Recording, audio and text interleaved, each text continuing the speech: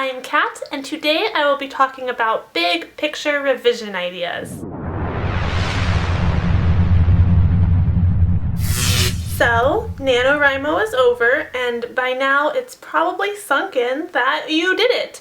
You survived. Whether you won or not, you still wrote a bunch, and now that the structure of NaNoWriMo that was guiding you to write is gone, you might be wondering, now what? Here's what. First, finish that draft if you have not already. That is absolutely the first and foremost step. If you have finished, mazel tov! You are now the proud owner of a first draft. It's probably messy and a little bit crappy, but don't worry, we can fix that. In fact, we're going to fix that because we're all determined and stuff. But now the questions are, how do I go about fixing this? Where do I start? What exactly do I need to do to make this draft into a novel resembling thing? Why did I think I could do this again? Shh, it's okay. Breathe. We're gonna start small, or rather big. Like I mentioned before, you probably want to start with the big picture things in your novel. You don't want to focus a lot of energy on a certain scene or chapter only to later come to the conclusion that you need to rewrite or toss the whole thing. And right now at this point, we're not even going to be touching the novel yet. We're going to be working on ideas and like plot structure things away from the novel. I mean, we're right there beside it, but we're not yet like rolling up our sleeves and diving in. And I'm now going to share with you the things that I am doing to prepare for my revisions. First, this is something I mentioned before, you want to go through your novel and write a single sentence summary for every chapter. And then look at how they go together. Are there any out of place or any chapters where maybe not a lot happens and it doesn't really move the plot forward that you can sort of condense or combine or get rid of altogether? Look at your story as a whole and get a really good idea for what exactly you are trying to say with the story. This is also where you want to look at structure things. Where are the big story events that happen? Where does your inciting incident occur? Where do your plot twists occur? Where does your midpoint occur? Where does your climax occur? And what happens during all of these events that is that thing? Like, what happens in your midpoint that makes it the midpoint? Just look at your story as a whole and try to get a good idea of the feel of the entire thing. The second thing that I am doing is tracing my plot arcs throughout the entire novel. I have an index card like this for each chapter. Actually, that's not true. I don't have them yet, but I'm gonna make them. Basically, I have this, which says Chapter 1 intros at the top, has a little spot for a chapter summary, and then I have my main plot arcs right here. Sarah's plotline, Asher's plotline, Callista's plotline, Romance A, Romance B, Kai's revenge, and the villain's plot. And then for each chapter, I will go through and briefly say what happens in that chapter to move or affect these plots. And not every single plot line has to have a lot going on in every single chapter,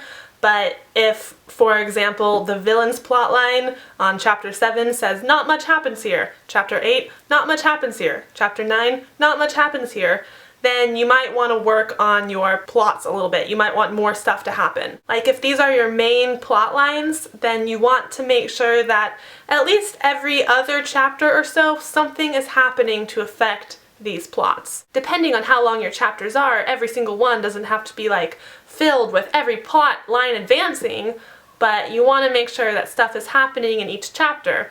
And if you have one chapter where only like one plot line is advancing, you might want to kind of move things around a little bit. The third thing I am doing is further developing my characters and their relationships with one another. For the characters, you can do like interviews, questionnaires, 5 facts for characterization, give them qualities, ask them questions, like would you rather questions, or do an online personality quiz, like take it from the point of view of your character. Or just think of questions that you would ask someone you are trying to get to know and ask that of your character. Things like, what is your most prized possession? Who do you most admire in your life? who has had the most influence over your life. And to further develop the relationships between characters, I bust out another spreadsheet. On one side, I list every single character who has any kind of page time that isn't like in a single scene. You know, major and minor characters, but not extras. I list those all down one side, and then I list them again across the top. And then I do like a chart type thing I'll show you. For example, you might know the relationship between your main male character and your main female character, but do you know the relationship between your main male character's best friend and your main female character's best friend? You want to figure out the relationship between every single character in your book, because that might end up enhancing your story or might play a role in your story, and it might end up being important. The next thing I do is about world building and settings. This first thing is something that I picked up from screenplays, but something that I think is incredibly helpful with novels as well, and that is to make a list of every single setting that appears in the novel, like your main character's bedroom, a classroom, a restaurant. Anywhere in which a scene takes place, write that location down. Then in some kind of separate Word document or in a notebook or whatever your little heart desires, you want to really describe that setting, that location, in as much detail as you can dream up. And then when it comes to writing that scene, you'll have a nice little paragraph of description that you can sprinkle in as you write the scene, revise it, edit it, whatever you want to do. You also want to spend some time thinking about the world your characters live in. This is very important in fantasy, especially if you're like creating a new magic system or a kingdom with like a map and charts and stuff, but really it's important for every novel, even contemporary ones, from things like climate and weather to social customs like saying grace before a meal or removing your shoes before entering someone's home. Your character exists in a complex world, fantasy or not, and you need to let that show in your writing.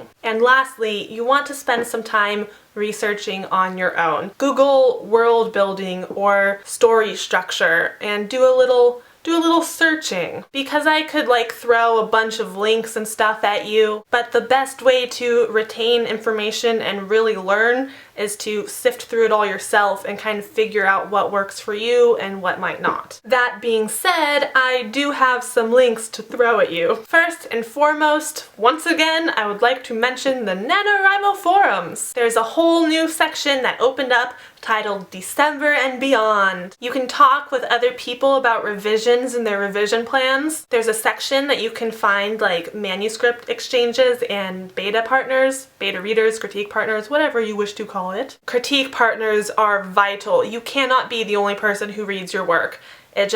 You are too close to it, and a scene that might be like crystal clear in your head could be totally foggy for someone else. You need outside input on your novel, or else. You can also try some sites like Critique Circle. I was a member there for a while. Basically, you critique other people's work, short things like a couple thousand words, a chapter at a time or so, and you get like credits for critiquing their work.